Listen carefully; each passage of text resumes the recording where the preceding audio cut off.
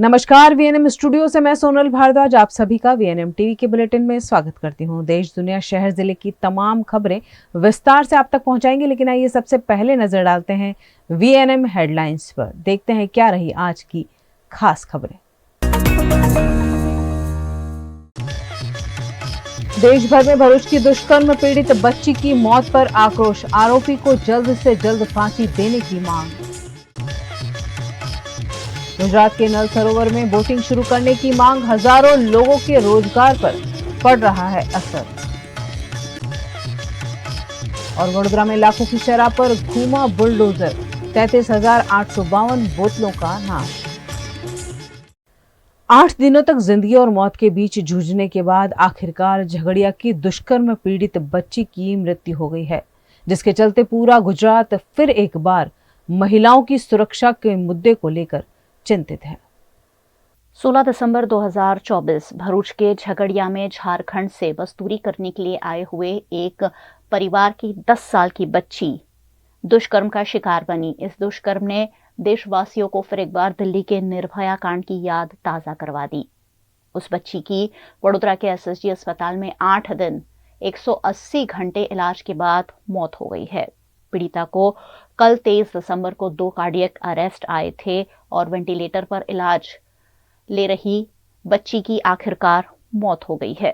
रात 2 बजे के आसपास बच्ची का पोस्टमार्टम कर उसके शव को झारखंड रवाना कर दिया गया है। ये परिवार झारखंड से मजदूरी करने के लिए गुजरात में आया हुआ था और माता पिता काम पर गए थे। उस दौरान 10 साल की बच्ची को एक दुष्कर्मी ने अपना शिकार बनाया। दुष्कर्म करने के बाद बच्ची के इनर पार्ट में लोहे का सरिया डाला गया, जिसके चलते बच्ची के इंटेस्टाइन तक चोट पहुंची थी, जिसके बाद बच्ची को 8 दिनों तक होश ही नहीं आया।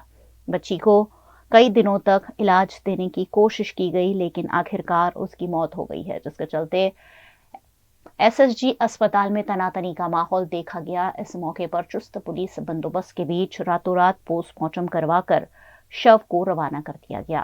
इस मौके पर कांग्रेस के गुजरात प्रदेश प्रवक्ता निशांत रावल भी मौके पर पहुंचे और उन्होंने इस मामले को गंभीर बताकर ऐसे मामलों को रोकने की मांग की। આજે બોલવા માટે શબ્દો ના હોઈ શકે। સૌ પ્રથમ તો અહીંયા કોઈ રાજકારણની કે રાજકીય પાર્ટીની વાત હોઈ જ ના શકે, કારણ કે 10 વર્ષની બાળકી ઉપર જે રીતે આ અપરાધ થયો, જે રીતે એની સાથે દુષ્કર્મ થયો, જે રાક્ષસે આ દુષ્કર્મ કર્યો, એ દરેક ગુજરાતીના આંખમાં આજે આંસુ છે।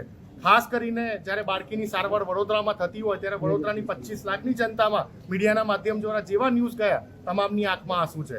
આ 10 વર્ષની બાળકી જેને હજી તો શ્વાસ લેવાની શરૂઆત કરી હોય, ગુજરાતની પાવન ધરતી ઉપર એનો રેપ થાય અને પછી એનું મર્ડર થઈ જતું હોય, ખૂબ જ દુઃખની ઘટના કહેવાય। તમે જો કે આજે ગુજરાત પોલીસના શાસનમાં વડોદરામાં પણ ચાલુ નવરાત્રિએ બાળકી પર રેપ થતો હોય, સુરતમાં ચાલુ નવરાત્રિએ બાળકી પર રેપ થતો હોય, છેલ્લા 3 વર્ષમાં 6500થી વધારે રેપની ઘટના બનતી હોય ગુજરાતમાં, 95થી વધારે ગેંગ રેપની ઘટના બનતી હોય, તેમ છતાં પણ સરકાર અને ગુજરાત પોલીસની જ્યારે બીક ના રહી હોય આવા આરોપીઓ ઉપર, ત્યારે ક્વેશ્ચન માર્ક થાય છે કે ગુજરાત પોલીસ કેમ અહીંયા હૈદરાબાદ વાળી નથી કરતી? કેમ એવું જોવા નથી મળતું કે 7 દિવસમાં ચાર્જશીટ દાખલ થતી હોય અને 30 દિવસમાં ફાસ્ટ ટ્રેક કોર્ટના માધ્યમ દ્વારા આવા રાક્ષસોને કાયમ માટે ઉપર મોકલી દેવામાં આવે? કેમ આવી ઘટના જોવા નથી મળતી? અહીંયા અમે કોઈ પણ પ્રકારનું અમે વડોદરા કોંગ્રેસ અથવા ગુજરાત કોંગ્રેસ તરફથી કોઈ રાજકારણ કરવા નથી આવ્યા, પરંતુ સરકારને એક સવાલ પૂછવા આવ્યા છે કે આવી બાળકીઓ ઉપર થતા જઘન્ય અપરાધોમાં ક્યારે તમે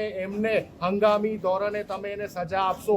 માનનીય ગૃહમંત્રી હર્ષભાઈ સંઘવી વારંવાર વરઘોડા કાઢવાની વાત કરતા હોય, વારંવાર પોલીસને દંડો કાઢવાની વાત કરતા હોય, પરંતુ જ્યારે એવા સ્ટેટમેન્ટ બહાર આવતા હોય ત્યારે આવી બાળકીઓ પર દુષ્કર્મની ઘટના થતી હોય, ખૂબ જ ગંભીર છે।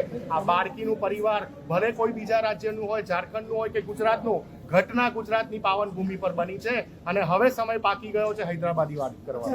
આમાં એવું છે કે ડૉક્ટર તેમનું કામ અને કર્તવ્ય નિભાવતા હતા, એના માટે એના પ્રયત્નો એમને યથાર્થ પ્રયત્નો કર્યા હશે। ડૉક્ટરની ફરજમાં અને ડૉક્ટરમાં બી ડૉક્ટર હંમેશા લોકોના જીવ બચાવવાની કોશિશ કરે, પણ જે રીતે એને ઘાયલ કરવામાં આવી હતી અને જે રીતે એના પર બળાત્કાર કરીને જે રીતે કરેલું એમને, એ નિંદનીય તો છે જ, પણ ખરેખર આવા વ્યક્તિને તાત્કાલિક જ ફાંસી કરવી। આટલી નાની બાળકી ઉપર જે પ્રમાણે અમાનુષ વર્તન કર્યું છે એ થવું જોઈએ, પણ હવે મિનિસ્ટરનો ફોન આવે છે કે ભાઈ એને ઝારખંડ જવું હોય, ક્યાં જવું છે. આપણે તો માનવતાની દ્રષ્ટિએ આમાં પાર્ટી પોલિટિક્સ ના હોય, પણ मानवताની दृष्टि આપણે જે કરી શકીએ તે. भरूच की दुष्कर्म पीड़ित बच्ची की मौत के बाद पूरे गुजरात में महिलाओं की सुरक्षा फिर एक बार सवालों के घेरे में है। खासकर महिलाओं में काफी असुरक्षा का भाव देखने मिल रहा है। जैसी ही ये खबर सामने आई, झगड़िया जीआईडीसी में बच्ची की आत्मा की शांति के लिए मोमबत्तियां जलाकर श्रद्धांजलि दी गई। जिंदगी और मौत के बीच 8 दिन झूलने के बाद आखिरकार बच्ची की मौत हो गई है। ऐसे में झगड़िया स्टेशन निकट बड़ी संख्या में महिलाओं ने एकत्रित होकर मोमबत्तियां जलाकर पीड़ित बच्ची के लिए न्याय और साथ ही उसकी आत्मा की શાંતિ માંગી। 10 વર્ષની બાળકી એ જે છેલ્લા અઠવાડિયા 10 દિવસથી જે ભોગવું છે એ આપણે કલ્પનાની બહાર છે। આવા કૃત્ય કરનારને, આવા વ્યક્તિને સમાજનો, કાયદાનો કે કશાનો ડર હોતો નથી। એ પોતાની વિકૃતતા સંતોષવા આમ તેમ જોવે છે। પણ છેલ્લા તમે 2014થી અગર તમે સ્ટડી કરો આ રેપના કિસ્સાઓ, તો એમાં વધારે પડતા જે જાણકાર હોય છે, જે પાડોશી હોય છે યા પોતાના જાણકાર હોય છે, એ જ વ્યક્તિ આવા લોકોને ટાર્ગેટ બનાવે છે, આવી બાળકીઓને ટાર્ગેટ બનાવે છે। એટલે મારું એ જ રિક્વેસ્ટ છે કે પહેલાં તો એ નરાધમને તાત્કાલિક ધોરણે ફાંસીની સજા થાય, કાયદામાં તાત્કાલિક રીતે સુધારો થાય અને આના માટે કોઈ જોગવાઈ ના હોય અને ફક્ત ને ફક્ત સિસ્ટમમાં એવું આવી જાય કે આના માટે ફક્ત મૃત્યુની સજા થાય। જે ઝઘડિયા તાલુકાની બાળકી પર જે દુષ્કર્મ આચર્યું છે જે યુવકે, તો એ અત્યારે જસ્ટ અમને ન્યૂઝ મળ્યા છે કે એની એસએસજી હોસ્પિટલમાં જે અત્યારે ટ્રીટમેન્ટ ચાલી રહી હતી, એનું એટલું ખરાબ હાલત કન્ડિશનમાં એને 1 અઠવાડિયાથી એની ટ્રીટમેન્ટ ચાલી રહી હતી, બટ અત્યારે એનું થોડી વાર પહેલાં મૃત્યુ થયું છે। તો મેઇન ક્વેશ્ચન એ છે કે એવું કરનારો અત્યારે કેમ જીવે છે?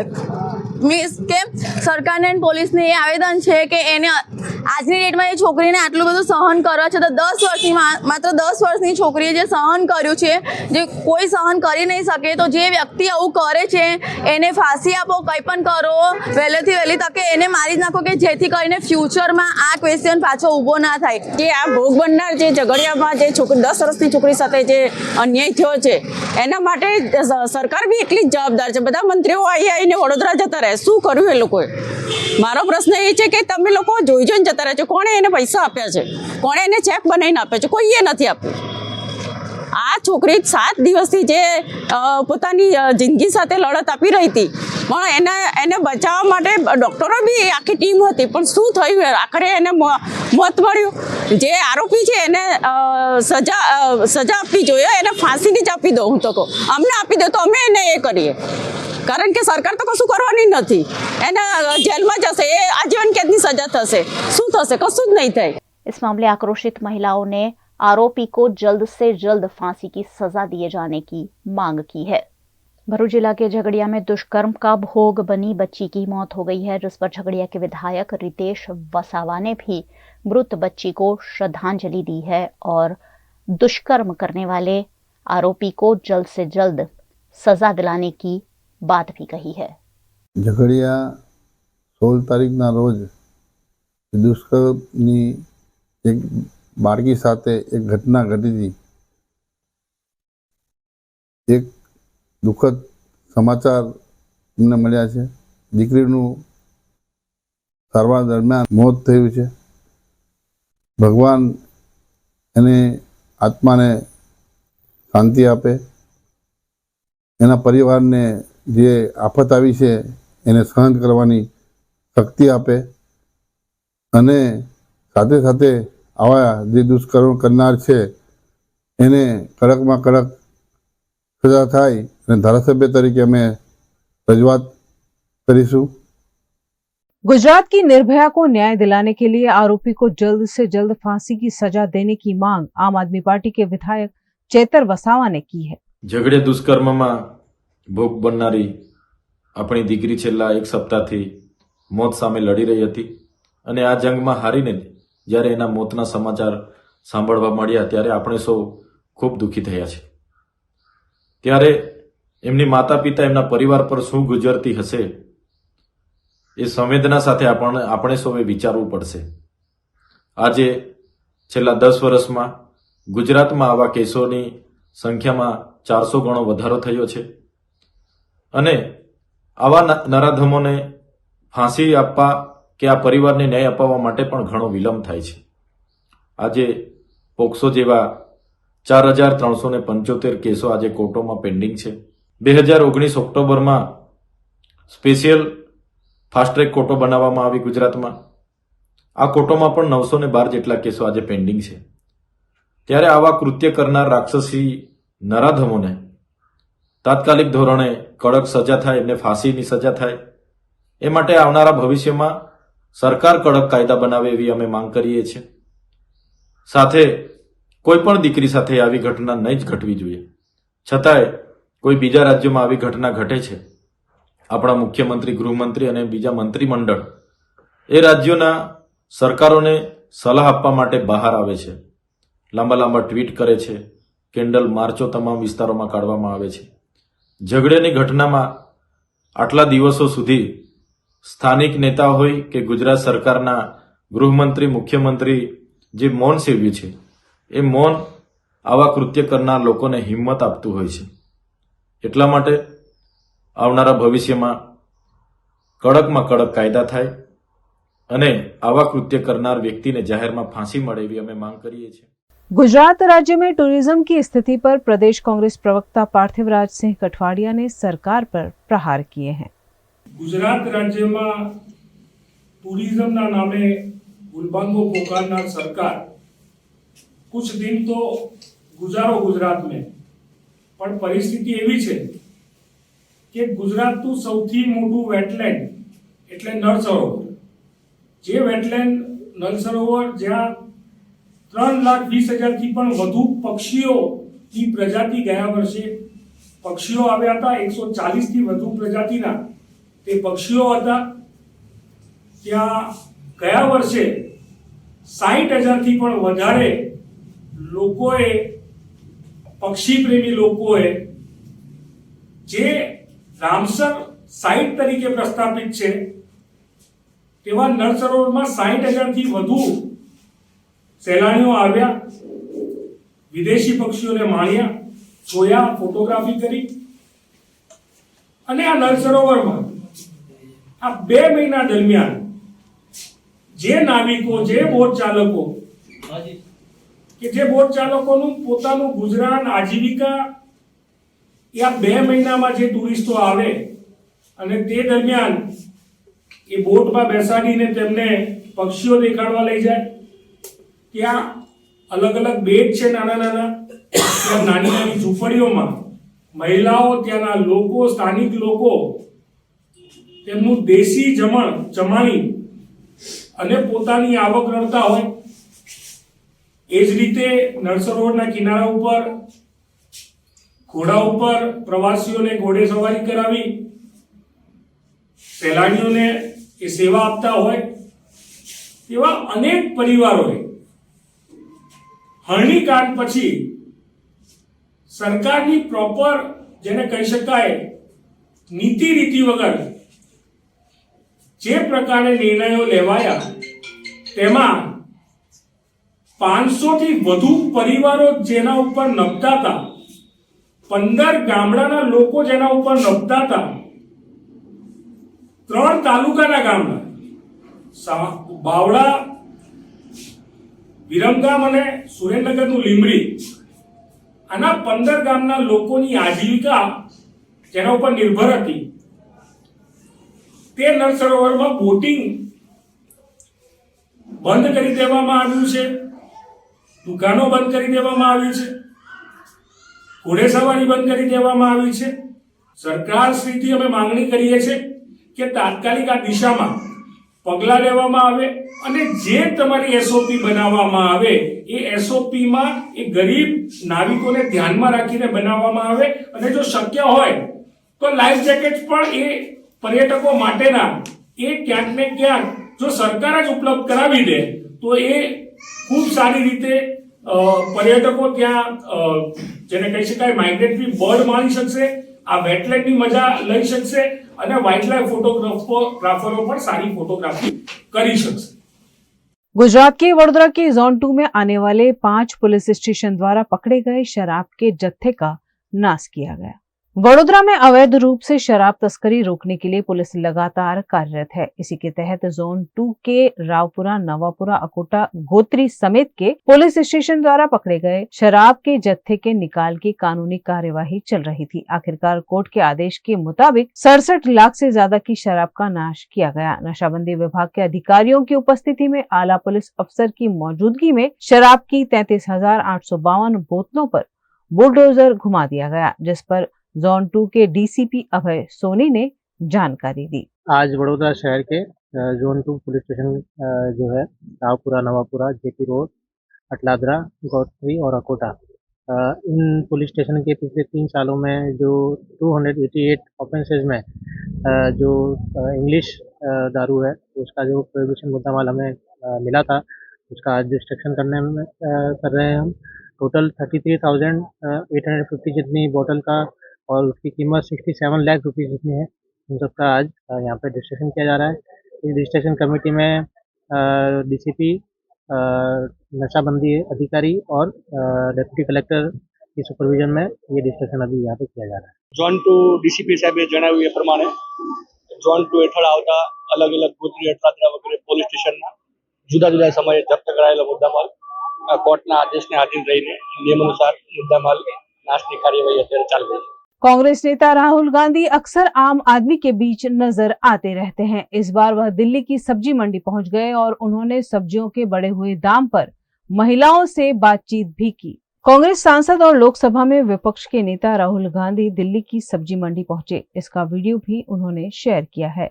सब्जी मंडी में राहुल कुछ महिलाओं से बात करते नजर आए। उन्होंने केंद्र की नीतियों की आलोचना की। राहुल ने कहा कि लहसुन की कीमत 40 रुपए से 400 रुपए पहुंच गई है। जनता महंगाई से परेशान है। केंद्र सरकार कुंभकर्ण की नींद सो रही है। आपके मुताबिक महंगाई क्यों बढ़ रही है?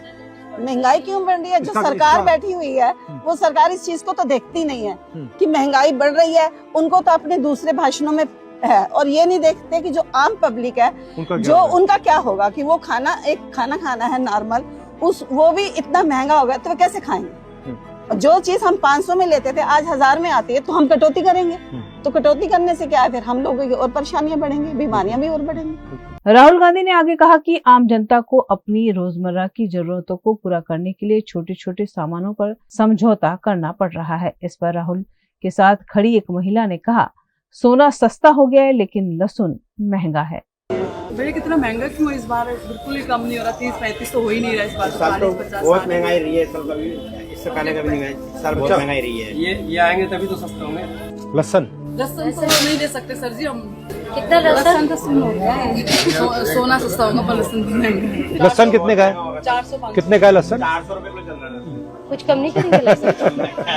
कुछ तो कम कीजिए, कम से कम 1 पाव तो ले लूं घर चलाने के लिए। कितना देना है? 1 पाव। 90 रुपए देना है। कुछ तो कम करो महंगाई के हिसाब से। चलो 10 रुपए। चलो ठीक है, 1 पाव कर दीजिए। पूरे साल कोई भी चीज सस्ती नहीं हुई।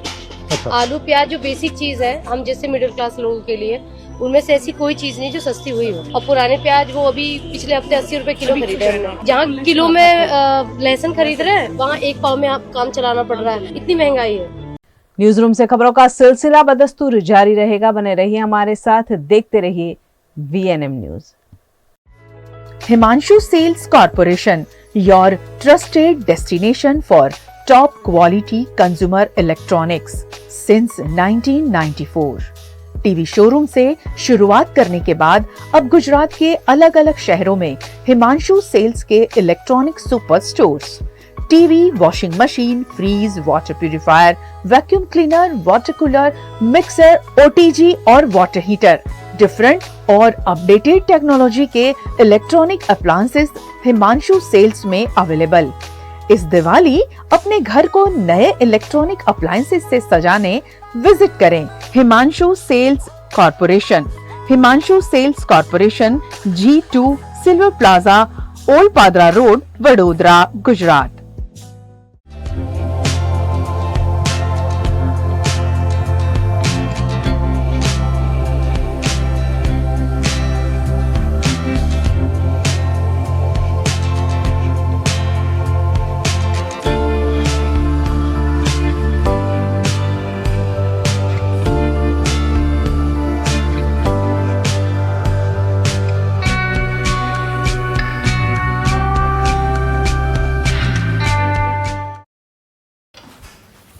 ठीक से साफ करो, ऊपर ऊपर से नहीं। BLDC मतलब बोरिंग लुकिंग, इसको साफ करके क्या फायदा? इतनी बेइज्जती। Switch to RR signature designer BLDC fans, जो बोरिंग लुकिंग नहीं, वेरी स्टाइलिश लुकिंग है। RR सिग्नेचर फैंस, आपके काम की बात। Every new year we take a new year resolution. New year resolution का मतलब होता है upgrading your life, which means upgrading your lifestyle and upgrading your living space. And that is why the best choice is Trilogy by Courtyard.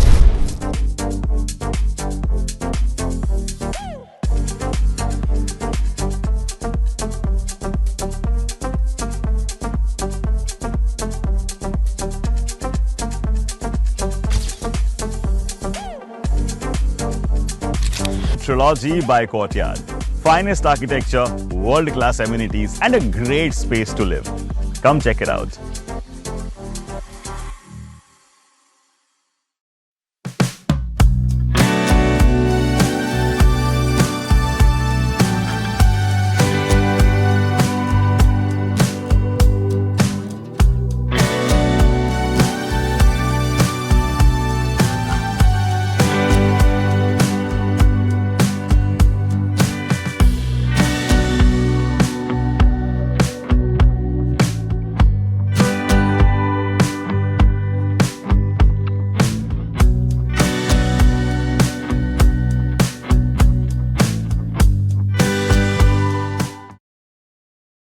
Gujarat के वडोदरा में स्थित तांदलजा के Shakeela park में फिर एक बार एसओजी द्वारा सर्च ऑपरेशन कर कार्यवाही की गई। वडोदरा एसओजी ने पूर्व सूचना के आधार पर तांदलजा के शकीला पार्क में फिर एक बार सर्च ऑपरेशन चलाया। शकीला पार्क में रहने वाली जरीना पटेल के निवास स्थान पर नशीले पदार्थों को लेकर छापेमारी की गई। साथ ही शालीमार डुप्लेक्स के मकान में भी छापेमारी कर शराब का जत्था पकड़ा गया है। इस मामले एक आरोपी को गिरफ्तार कर एक को फरार घोषित करते हुए कानूनी कार्यवाही शुरू कर दी गई है। ગઈકાલ તારીખ 23/12/24ના રોજ એસઓજીને બાતમી મળેલ હતી કે તાંદલજા શકીલા પાર્ક સોસાયટીમાં રહેતા આબિદ અબ્દુલભાઈ પટેલ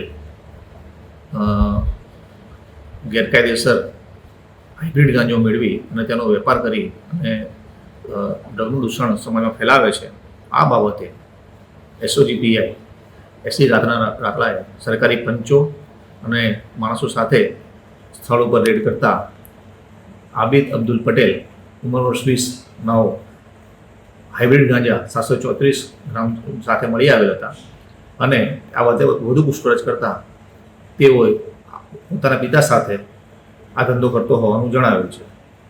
હાઇબ્રિડ ગાંજાની જે કિંમત 22 લાખ રૂપિયા 2000 તેમજ મોબાઈલ અને વજન કાંટો મળી આવી કુલ 22,43,700નો NDPC એક્ટ હેઠળનો ગુનો નોંધવામાં આવેલો છે। પકડાયેલ આરોપી આબિદ છે એ પ્રથમ વખત પકડાયેલ છે, જ્યારે એના પિતા વિરુદ્ધ 2020માં અને 2024ની અંદર NDPC એક્ટના ગુના નોંધાયેલા છે। આરોપીની પૂછપરછમાં આરોપી આબિદ જણાવે છે કે આ જથ્થો એના પિતા સાથે મળીને વેચાણ કરે છે અને આ જથ્થો તે સુરત ખાતે કોઈ સમસ્યા મેળવે છે અને એ બાબતમાં આગળ વધુ તપાસ ચાલી રહી છે તથા જે એના પિતા જે અત્યારે મળી આવેલ નથી તે વિશે પણ આગળ તપાસ ચાલુ રહી છે। गुजरात के साबरमती में पार्सल ब्लास्ट मामले पुलिस ने आरोपियों को साथ रखकर घटना का रिकंस्ट्रक्शन किया। गुजरात के अहमदाबाद के साबरमती में पार्सल ब्लास्ट का मामला सामने आया था। इस मामले में शामिल तीनों आरोपियों को पुलिस ने गिरफ्तार कर लिया है। मुख्य आरोपी रुपेन बारोट और सहयोगी रोहन रावल और गौरव गढ़वी को पुलिस ने गिरफ्तार किया है। इस मामले आरोपियों के 5 दिनों के रिमांड भी मंजूर कराए गए हैं। इन सभी ने बलदेव सुखड़िया नामक व्यक्ति की पार्सल ब्लास्ट के जरिए हत्या की कोशिश की थी। पुलिस ने आरोपियों को साथ रखकर इस मामले का रिकंस्ट्रक्शन भी किया। घटना शिवम रॉ हाउस में घटी थी। आरोपियों को वहां ले जाकर चुस्त पुलिस बंदोबस्त में किस तरह से घटना को अंजाम दिया गया उसकी जानकारी ली गई।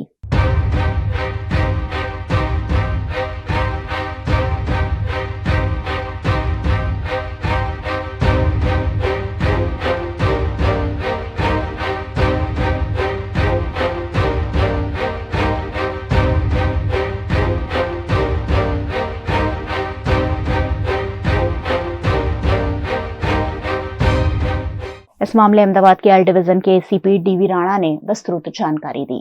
यहाँ जो 3 दिन पहले जो वारदात हुई थी, जिसमें आरोपी ने फरियादी जो कंप्लेंट है उसको बॉम्ब से उसको मारने की कोशिश किया था, उसी आधार पर एक गुना रजिस्टर हुआ था और गुने में जितने भी आरोपी थे उनको जोन 2 एलसीबी स्क्वाड और जोन 2 की सारी पुलिस ने मिलके कुछ ही गिनती की घंटों में उनको जब्त किया था।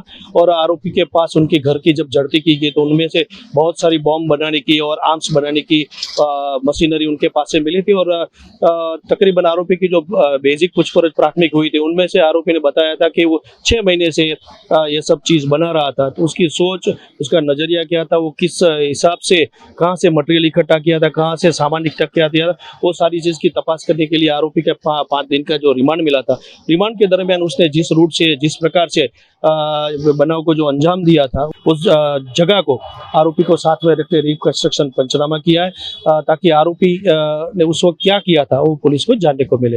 वो अलग अलग जगह पे उन्होंने बताया कि वो अलग अलग जगह पे खुद जाके बराबर वो सामग्री यूट्यूब से और बाकी जो फ्रीलांस वेबसाइट है उसमें से देख के करा था। वो एक इन्वेस्टिगेशन का सब्जेक्ट है, वो कहाँ से लाया था वो हाल के तपास अभी प्राइमरी बेस पे मैं आपको सारी चीज नहीं बता सकता, लेकिन जहाँ जहाँ से वो लाया वो सारी की डीपली इन्वेस्टिगेशन इस काम से होगी। गुजरात की वडोदरा की संस्था सहज ने 40 वर्ष सफलतापूर्वक पूरे कर लिए हैं। इस मौके पर विशेष कार्यक्रम आयोजित किया गया। गुजरात के वडोदरा में सहज संस्था द्वारा पिछले 40 वर्षों से विभिन्न सामाजिक गतिविधियों को अंजाम दिया जा रहा है। सहज ने अपनी स्थापना के 40 वर्ष पूरे कर लिए हैं। इस मौके पर दिवालीपुरा के लायंस हॉल में विशेष कार्यक्रम आयोजित किया गया, जिसमें विभिन्न प्रस्तुतियों के जरिए 40 वर्ष की जर्नी को सेलिब्रेट किया गया। इस मौके पर बड़ी संख्या में संस्था के सदस्य और अन्य लोग कार्यक्रम में शामिल हुए।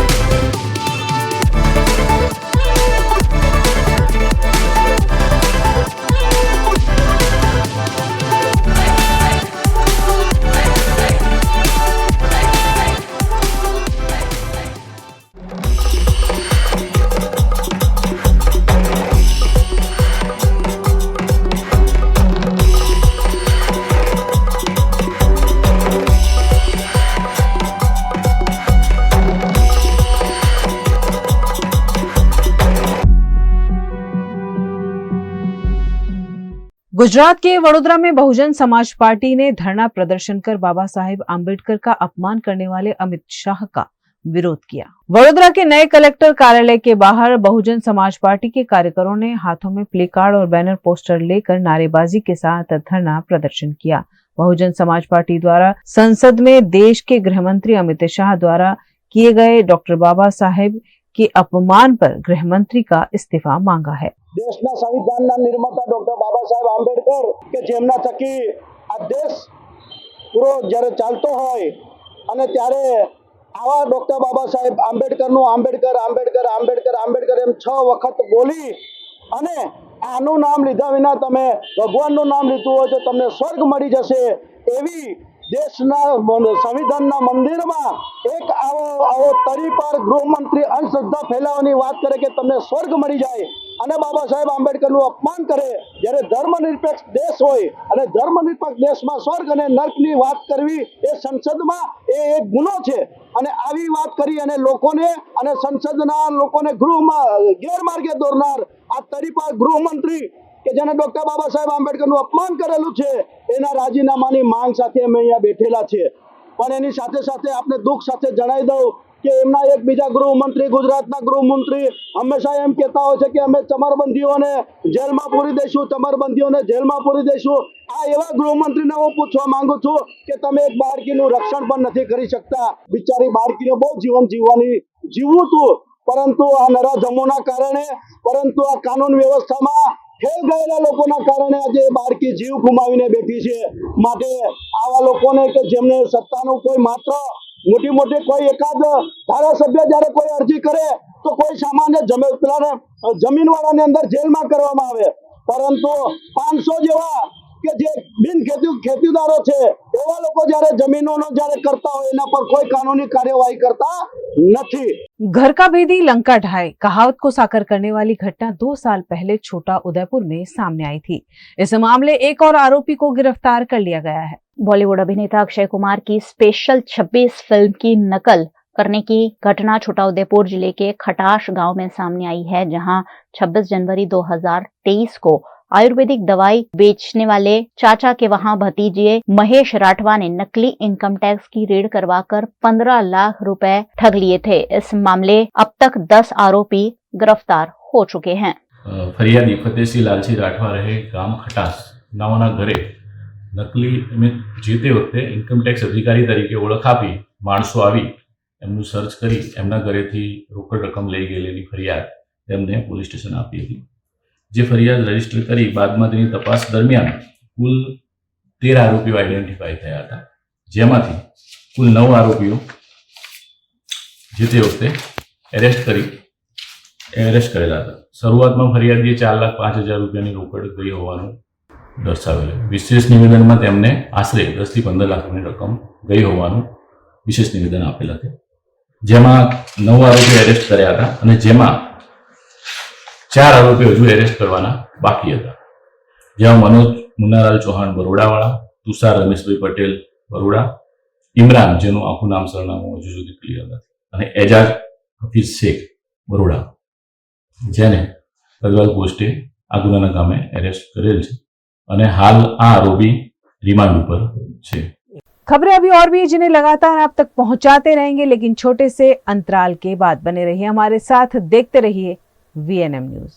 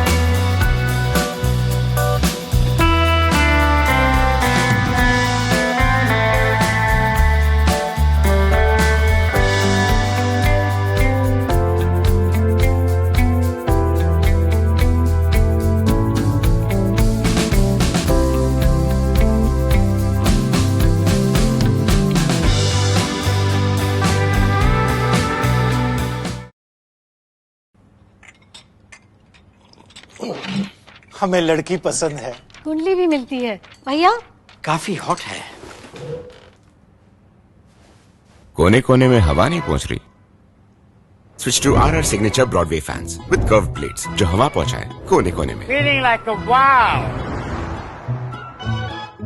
RR सिग्नेचर फैंस, आपके काम की बात।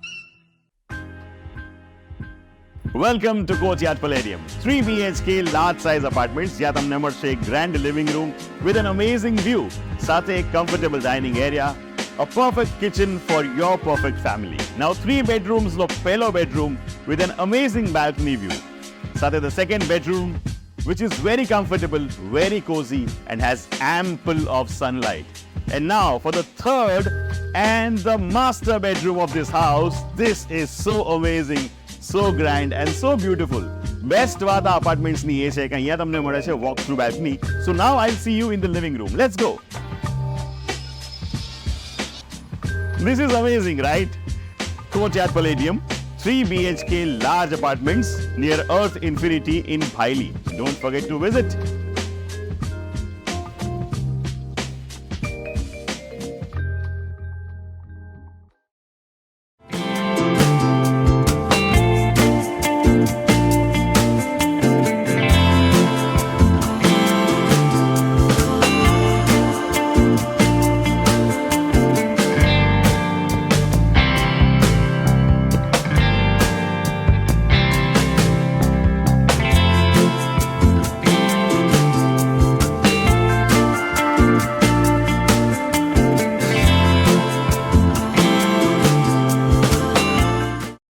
गुजरात के अमरेली के बाबरा में आपसी रंजिश में तनातनी का माहौल देखने को मिल रहा है, जिसके चलते पुलिस ने चुस्त बंदोबस्त तैनात कर दिया है। गुजरात के अमरेली के बाबरा पुलिस थाने में एट्रोसिटी और 307 का एक मामला दर्ज हुआ है, जिसके चलते यहां काफी तनाव देखने मिल रहा है। बाबरा में अमरेली एलसीबी और एसओजी पुलिस ने चुस्त पुलिस बंदोबस्त तैनात कर दिया है ताकि यहां कोई भी अप्रिय घटना न घटे, जिस पर डीवायएसपी जयवीर गढ़वी ने जानकारी दी। गईकाले बाबरा पोलीस स्टेशનમાં એક ઘટના બની હતી જેનામાં બીએનએસ કલમ 109(1) તથા એટ્રોસિટી એક્ટની સેક્શન 3 સબસેક્શન 2 સબસેક્શન 5 માં ગુનો નોંધવામાં આવેલો છે, જેના ફરિયાદીનું નામ વિજયભાઈ મુરજીભાઈ ખીમસુરિયા, ગામ નીલવાડા છે અને આરોપીઓમાં ભૈલુભાઈ બહાદુર વાડા, રવિરાજ બહાદુર વાડા તથા એક અજાણ્યા શખ્સનું નામ લખાવેલું છે। આ ગુનાની ટૂંક વિગત એવી છે કે આ કામના ફરિયાદીના કાકાના દીકરા જયેશભાઈ રામજીભાઈ ખીમસુરિયા એમને નીલવાડા ગામના શિવાભાઈ ધાંધલ તથા લાલુ ધાંધલે ઢીકાપટુઓનો માર મારી અને છરી બતાવવાની ધમકી આપી હતી અને આ લોકોએ પોલીસમાં કમ્પ્લેન કરી હતી, જેનો રાગદ્વેષ રાખીને આ લોકોએ સમાધાન કરવા અથવા નહીં તો મારપીટ કરવા ઉપર ઉતરી આવેલા અને જેનામાં આજે ત્રણેય આરોપીઓ છે એમણે જે ફરિયાદી છે એમની જોડે મારપીટ કરી છે, લોખંડના પાઇપોથી એમને માર્યું છે અને એમના હાથ અને પગમાં ગંભીર ઈજાઓ પહોંચાડી છે અને અધિક જિલ્લા મેજિસ્ટ્રેટના અમરેલીના હથિયાર બંધીના જાહેરનામા ભંગ કર્યો અને ગુનો કર્યો છે, જે ગુનો બાબરા પોલીસ સ્ટેશનમાં એફઆઈઆર નંબર 549 अंतर्गत रजिस्टर करवामा आवेलो छे। गुजरात के राजकोट के गोंडल की प्रसिद्ध मिर्च का जत्था बड़ी संख्या में गोंडल मार्केटिंग यार्ड पहुंच रहा है। गोंडल मार्केटिंग यार्ड में इन दिनों गोंडल की प्रसिद्ध मिर्ची लेकर किसान लगातार पहुंच रहे हैं। यार्ड में करीब 45 से 50 हजार किलो मिर्ची की इनकम हुई है। यार्ड के बाहर दोनों और 3 से 4 किलोमीटर वाहनों की लंबी कतारें लगी हुई है। इस दौरान नीलामी में 20 किलो मिर्ची के दाम 1000 से लेकर 3800 रुपए तक लगाए गए हैं।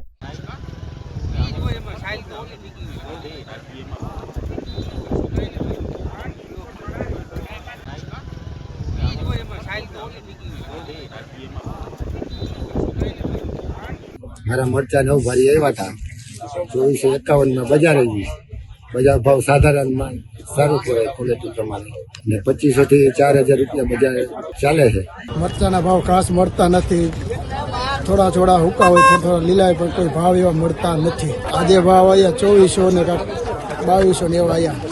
गौरतलब है कि पूरे भारत में गोंडल की मिर्ची काफी प्रसिद्ध है। अन्य राज्य के व्यापारी गोंडल की मिर्ची खरीदने यहाँ आते हैं। साथ ही पूरे सौराष्ट्र के किसान भी अपनी फसल गोंडल मार्केटिंग यार्ड में बेचते हैं। ऐसे में यहाँ मिर्ची की बम्पर इनकम के चलते फिलहाल मिर्ची का जत्था लेना बंद कर दिया गया है। आज समग्र भारत में गोंडल जे मरचू फेमस है, गोंडलिया मरचानी आज आवक करवामां आवी हती। समग्र सौराष्ट्रना खेडूतो मरचा लई अने गोंडल मार्केटिंग यार्ड में लईने आव्या हता, त्यारे अंदाजे 50,000 भारीनी आजे गोंडल मार्केटिंग यार्ड में मरचानी आवक थई हती। अत्यारे मरचू खरीदवा समग्र भारतमांथी ज्यारे वेपारी आवता होय त्यारे अमे अलग अलग कंपनीओने मेल करी अने एक्सपोर्टरने पण अत्यारे बोलाववामां आव्या छे।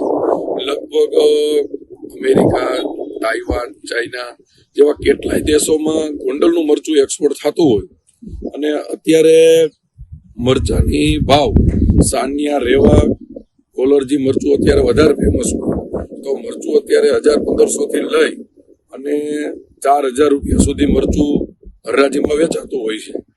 ज्यारे अमे खेडूतोने आपणा माध्यमथी खास विनंती करी छे के कोई उतावळ मरचानी न करे અને પોતાએ મહા મહેનત કરેલું મરચું જો સુકાવીને લઈ આવે તો એમને ભાવ પણ સારો મળે અને ક્વોલિટી પણ મળે, તો એના હિસાબે એને ભાવ સારો મળે। ગોંડલમાં અમે મરચાની ખરીદી કરી છે અને ગોંડલની અંદર રાજસ્થાનના, મહારાષ્ટ્રના, યુપીના, કર્ણાટકના બધા વેપારી આવે છે। ગોંડલની મરચાની ક્વોલિટી સારી આવે છે અને ભાવ પણ સારો છે। સાનિયા અને રેવા બીજી 2-4 ક્વોલિટી છે જે સારી આવે, કલર, ખુશ્બુ, મીઠાશ આની મરચીમાં સારી ક્વોલિટી હોવાથી આખા ઇન્ડિયાના માણસો આ મરચી લેવા આવે છે અને અહીંના બધા વેપારીઓ પણ સારા છે અને ભાવ પણ આ વખતે 1000 થી લઈને 3200-3000 સુધીના ભાવ છે। गुजरात के सूरत में ट्रैफिक रीजन 1 द्वारा ट्रैफिक सिग्नल पर अवेयरनेस का कार्यक्रम आयोजित किया गया। गुजरात के ज्यादातर शहरों में ट्रैफिक सिग्नल लगाए तो गए हैं, लेकिन कई लोग ट्रैफिक सिग्नल की अनदेखी कर आवाजाही कर अपने साथ साथ दूसरों की जिंदगी भी खतरे में डालते हैं। ऐसे में सूरत में ट्रैफिक सिग्नल लाइट की समझ के लिए विशेष अवेयरनेस ड्राइव वैशाली 4 रास्ता पर चलाई गई, जिसमें सिग्नल तोड़ने वाले सभी लोगों के खिलाफ कार्यवाही की गई। पुलिस अधिकारियों ने खुद मौके पर मौजूद रहकर इस मामले में वाहन चालकों को जागरूक किया। ये सूरत का वराछा रोड है, जो यहाँ पर डायमंड मार्केट ज्यादा है, डायमंड की फैक्ट्रियां ज्यादा है, तो यहाँ ट्रैफिक की डेंसिटी भी ज्यादा है और ये मेन रोड है, सूरत की एंट्री है। तो यहाँ ट्रैफिक की जो समस्या है उसको हल करने के लिए या तो निराश देने के लिए सिग्नल जो लगाए गए हैं, तो सिग्नल के ऊपर लोग अपना नियम का चुस्तपणे पालन करें, इसके लिए मेहरबान पुलिस कमिश्नर साहब की सूचना और जेसीपी श्री ट्रैफिक साहब और डीसीपी श्री ट्रैफिक साहब के मार्गदर्शन के अनुसार आज यहाँ ट्रैफिक ड्राइव का आयोजन किया गया है।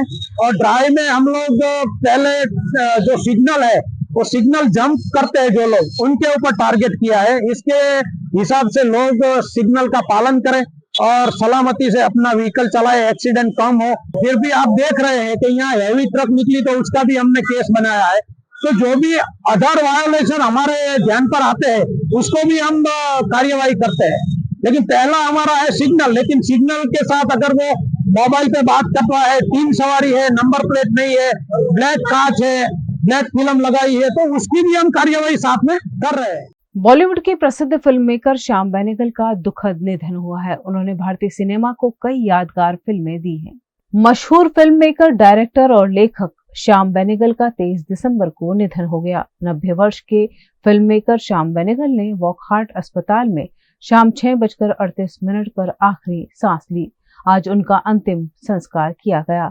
8 नेशनल अवार्ड जीतने का रिकॉर्ड रखने वाले श्याम बेनेगल को मंथन, मंडी, आरोहण, भूमिका, जुबेदा जैसी फिल्मों के लिए जाना जाता है। वे न केवल पैरेलल सिनेमा के जनक कहलाए, बल्कि उनकी बनाई फिल्म मंथन ऑस्कर अवार्ड के लिए नॉमिनेट हुई थी। हालांकि ये बात कम लोग ही जानते हैं कि ये फिल्म 5 लाख किसानों से 2-2 रुपया चंदा लेकर बनाई गई थी, जिसे देखने के लिए लोग गांव-गांव से ट्रकों में भरकर शहर पहुंचते थे। अमरीश पुरी से लेकर स्मिता पाटिल तक श्याम बेनेगल ने कई बेहतरीन कलाकारों का सिनेमा से परिचय करवाया। वहीं उनकी आखिरी फिल्म 2023 की Mujib the making of a nation रही, जो उन्होंने प्रधानमंत्री नरेंद्र मोदी और शेख हसीना के कहने पर बनाई। ये फिल्म कई कारणों से विवादित रही, लेकिन खास बात ये रही कि ये अपनी तरह की इकलौती फिल्म है जिसे 2 देशों ने मिलकर प्रोड्यूस किया। गुजरात के वडोदरा में कम्युनिटी साइंस सेंटर द्वारा Nanubhai Amin award for innovative science exhibition 2024 का आयोजन किया गया। गुजरात की सुभानपुरा में कम्युनिटी साइंस सेंटर है, जहां पिछले 16 वर्षों से नानूभाई अमीन अवार्ड के लिए साइंस एग्जीबिशन का आयोजन होता आ रहा है। इस वर्ष भी साइंस एग्जीबिशन 2024 का आयोजन किया गया है, जिसमें 70 साइंस मॉडल को डिस्प्ले किया गया। अलग अलग स्कूल के छात्रों ने अपने प्रोजेक्ट के साथ इस एग्जीबिशन में हिस्सा लिया।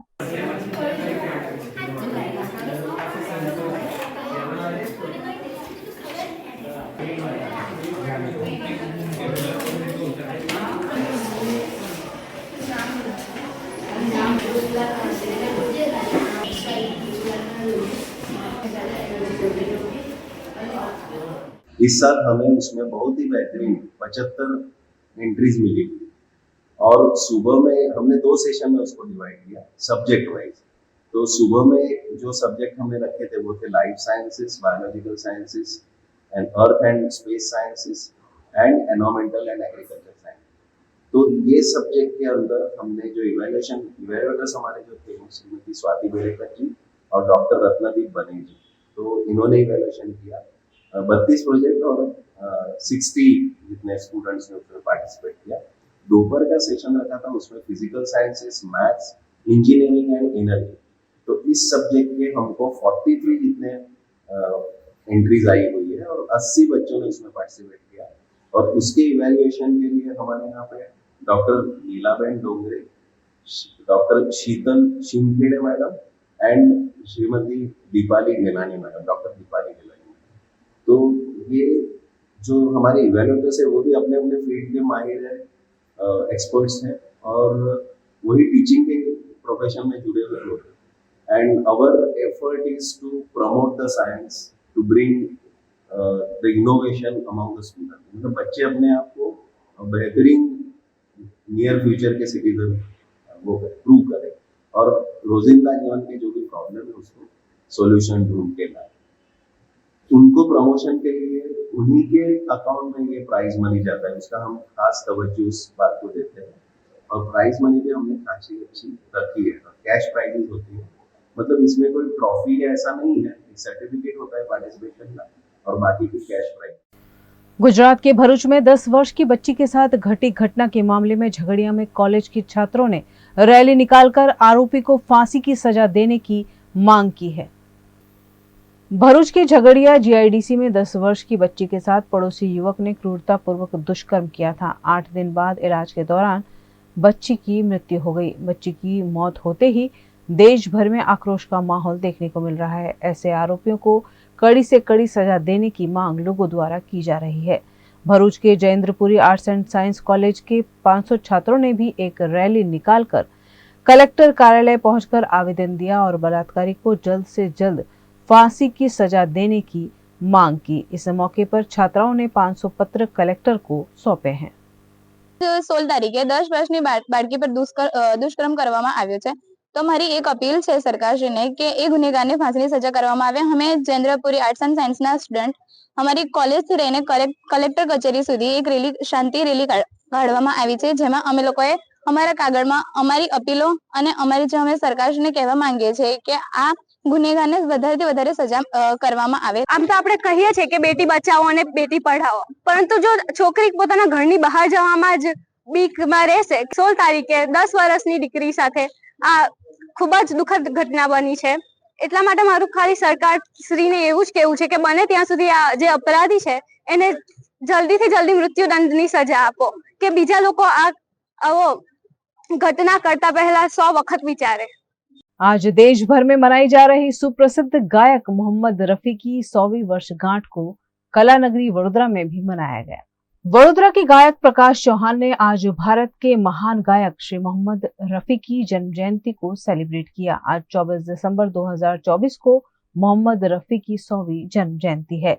इस मौके पर केक काटकर मोहम्मद रफी के गाने गाकर खुशियां बांटते हुए इस मौके को मनाया गया, जिसमें वडोदरा के कई गायक कलाकार प्रकाश चौहान, हसमुख चौहान समेत के गायकों ने रफी साहब के गाने गाए और एक अद्भुत माहौल बनाया। मोहम्मद रफी साहब ने सिनेमा को कई सदाबहार नगमे दिए हैं जो आज भी लोगों की जुबान पर रहते हैं। उनके गीतों के एक एक लफ्ज आज भी दिल में उतर जाते हैं। मोहम्मद रफी जैसा फनकार ना कोई दूसरा है और ना ही होगा। वे आज के जमाने के गायकों और गीतकारों के लिए गुरु और प्रेरणा भी बने। मोहम्मद रफी का जन्म 24 दिसंबर 1924 को हुआ था। आज उनकी 100वीं जयंती है। मोहम्मद रफी साहब न केवल उनकी गायकी बल्कि सादगी के लिए भी जाने जाते थे। उनके जाने के बाद भी वह अपने चाहने वालों के दिलों में अमर है। गुजरात के वडोदरा के कारेली बाग में स्थित ब्राइट स्कूल में एनुअल स्पोर्ट्स डे का आयोजन किया गया। वडोदरा के कारेली बाग के अमित कॉम्प्लेक्स में GR Shah bright day school है, जहां 9वीं और 11वीं कक्षा के बच्चों के लिए 23वें वार्षिक उत्सव का आयोजन किया गया, जिसमें छात्रों के लिए अलग अलग खेल गतिविधियां आयोजित की गई। इस दौरान प्रार्थना के बाद छात्रों को खेल भावना की शपथ दिलवाई गई। खेल उत्सव अंतर्गत ball balancing, throwing, ball separating, पल्सर सरनिंग जैसे कई आयोजन किए गए, जिसमें स्टूडेंट्स ने उत्साह के साथ हिस्सा लिया।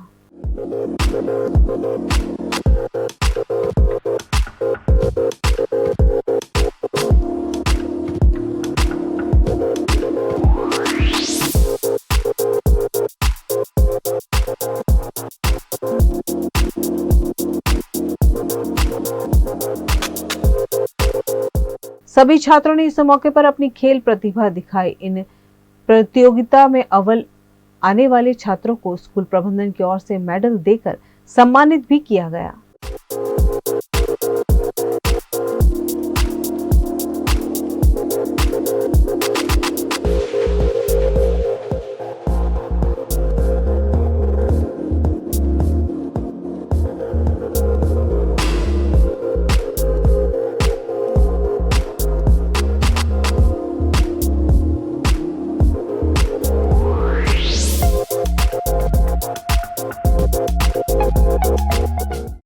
गुजरात की सूरत में कांग्रेस नेताओं ने भाजपा और गुजरात सरकार पर कड़े प्रहार किए हैं।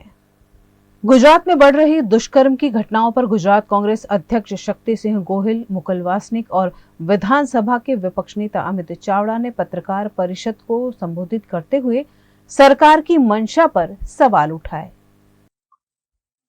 જે પરિસ્થિતિ આખા ગુજરાતની છે એ આપની કેમેરાની આંખો પણ જોયા કરે। મહાત્મા ગાંધીજીની જન્મભૂમિ, જૈનોની તીર્થભૂમિ, આપણા સ્વામિનારાયણ ભગવાનની કર્મભૂમિ, આ ગુજરાતમાં શાંતિ, એકલાસ, કાયદો અને વ્યવસ્થા એ અવ્વલ નંબરની રહેતી હતી અને સમગ્ર દેશમાં નહીં વિશ્વમાં ગુજરાતની શાંતિ વખણાતી હતી। ઘણા જૂના મિત્રો છે, બધાને ખબર છે કોંગ્રેસની સરકારો હતી એ વખતે નિયમ નહોતો કે રાત્રે 12 વાગે દાંડિયા રાસ બંધ થાય। સવારમાં પ્રભાતિયા એટલે કે પરોઢ થાય ત્યાં સુધી દાંડિયા રાસ લેવાતા અને રાત્રે 2 કે 3 વાગે દીકરી એકલી સાયકલ પર ઘેર જતી અને ક્યારેય કોઈ તકલીફ ન પડતી। 169 બળાત્કારની ઘટનાઓ આપણા ગુજરાતમાં છેલ્લા 1 વર્ષમાં બની। આ પ્રકારની કાયદો અને વ્યવસ્થાની પરિસ્થિતિ ક્યારેય નહોતી। 2 દિવસ પહેલા અમિતભાઈ, હું, અમે વડોદરામાં એક ગરીબ પરિવારની નાની ફૂલ જેવી દીકરી જેના ઉપર બળાત્કાર થયો, રાક્ષસ પણ જે વિચારી ન શકે એવા કૃત્ય એની સાથે થયું અને એ દીકરી વડોદરાની હોસ્પિટલમાં હતી, ઝઘડિયાની। આ દીકરીની સારવાર ચાલતી હતી એમાં ત્યારે જ થયું હતું કે આ માનવીય કૃત્ય થયું છે, કદાચ મુશ્કેલ છે ને ગઈકાલે એ દીકરીએ છેલ્લા શ્વાસ લીધો। ભારતીય જનતા પાર્ટીની સરકાર આવા સમયે જો ઝારખંડમાંથી કોંગ્રેસના મિનિસ્ટર આવીને આ દુઃખમાં ભાગ લઈને એને આર્થિક સહાય કોઈ વળતર આવા ગુનામાં હોય જ ન શકે। આવી તકલીફમાં પૈસાનો કોઈ મૂલ્ય નથી, પરંતુ ગરીબ પરિવાર છે તો એને થોડો સત્યારો મળે એટલા માટે ઝારખંડમાંથી મંત્રી કોંગ્રેસના આવી દુઃખમાં ભાગીદાર થાય, એને સહાય કરે, પરંતુ ભારતીય જનતા પાર્ટીના એક પણ વ્યક્તિ આ ગરીબ પરિવારની સાથે ન ઉભા રહે, આ અત્યંત દુઃખની બાબત। રત્ન કલાકાર કલ્યાણ બોર્ડની સ્થાપના ગુજરાત સરકાર તાત્કાલિક કરે એવી માગણી કરીએ છીએ। સાથે સાથે સુરતનો બીજો ખૂબ મહત્વનો ઉદ્યોગ એટલે ટેક્સટાઇલ ઉદ્યોગ જે આખા વિશ્વમાં આપણે એના માટે જાણીતા છે। ટેક્સટાઇલમાં પણ સુરતમાં 10 લાખ કરતા વધારે કામદારો કામ કરે છે। આજે એમાં પણ જે મંદીની સ્થિતિ છે, અનેક કારખાનાઓ બંધ થાય છે, કામના કલાકો ઘટ્યા છે, અનેક જગ્યાએ ટેક્સટાઇલ ઇન્ડસ્ટ્રીમાં પણ કામદારો બેકાર બન્યા છે। ત્યાં પણ જીએસટીની હેરાનગતિને કારણે કારખાનેદારો મુશ્કેલમાં છે। જે એમએસએમઈ યુનિટો છે એને રીપેમેન્ટ માટેના 90 દિવસથી ઘટાડીને 45 દિવસ કરવામાં આવ્યા અને એના કારણે પણ આજે એમએસએમઈના જે માલિકો છે એ ખૂબ તકલીફમાં છે। આ પ્રશ્નોની ચિંતા પણ સરકાર દ્વારા કરવામાં આવતી નથી। ત્યારે રાજીવ ગાંધી શ્રમિક કલ્યાણ યોજનામાં ડાયમંડ વર્કર્સ અને ટેક્સટાઇલ વર્કર્સ બંનેનો સમાવેશ કરી અને એક ઝુંબેશના સ્વરૂપો જે લોકો બેકાર બન્યા છે, જેની નોકરી ગુમાવી છે, એવા તમામ લોકોને લાભ આપવામાં આવે। સરકાર એના માટે સ્પેશિયલ પેકેજ જાહેર કરે અને રત્ન કલાકાર કલ્યાણ બોર્ડની સ્થાપના કરે એવી માંગણી કરી। 10 લાખ કરતા વધારે રત્ન કલાકારો આ સુરતમાં હીરા ઉદ્યોગ સાથે સંકળાયેલા છે। જે વૈશ્વિક કારણોથી સરકારની ઉદાસીનતાઓને કારણે મંદી આવી અને એના કારણે મોટા પ્રમાણમાં રત્ન કલાકારોને આજે નોકરીમાંથી છૂટા કરવામાં આવ્યા છે। એમના કામના કલાકો ઘટી ગયા છે, એમની આવક ઘટવાને કારણે છેલ્લા 1.5 વર્ષમાં જોઈએ તો લગભગ 80 કરતા વધારે રત્ન કલાકારોએ આત્મહત્યા કરવી પડી છે. આ સુરત શહેરમાં રાજ્યના ભારતીય જનતા પાર્ટીના પ્રદેશ અધ્યક્ષ અને કેન્દ્રીય મંત્રી પણ વસવાટ કરે છે. રાજ્યના ગૃહ રાજ્યમંત્રી પણ વસવાટ કરે છે. બધા જ 12 ધારાસભ્યો ભારતીય જનતા પાર્ટીના છે, સંસદ સભ્ય ભારતીય જનતા પાર્ટીનો છે, પણ એક પણ ભાજપનો નેતા કોઈ આપઘાત કરનાર રત્ન કલાકારના પરિવારના આંસુ લૂછવા માટે જતો નથી. મત લેવાના હોય છે ત્યારે એમની પાસે વારંવાર દોડી જાય, સભ્ય નોંધણી કરવાની હોય તો એની પાસે વારંવાર દોડી જાય. એ આજે જયારે તકલીફમાં છે, દુઃખમાં છે, એનો પરિવાર આજે તકલીફમાં છે, ત્યારે એને મળવા માટે કે એના આંસુ લૂછવા કોઈ जतू नहीं है, दुख की बात। VNM टीवी की खबरें अब आप YouTube, Facebook, Instagram के अलावा OTT प्लेटफॉर्म्स पर भी लाइव देख सकते हैं। डेली हंट जियो टीवी के 498 नंबर के चैनल पर VNM टीवी 24 घंटे आपके लिए उपलब्ध है। तो देखते रहिए VNM टीवी। न्यूज रूम से आज के लिए बस इतना ही। देश, दुनिया, शहर, जिले की तमाम खबरें लेकर हम कल फिर हाजिर होंगे। तब तक के लिए हमें दीजिए इजाजत। नमस्कार।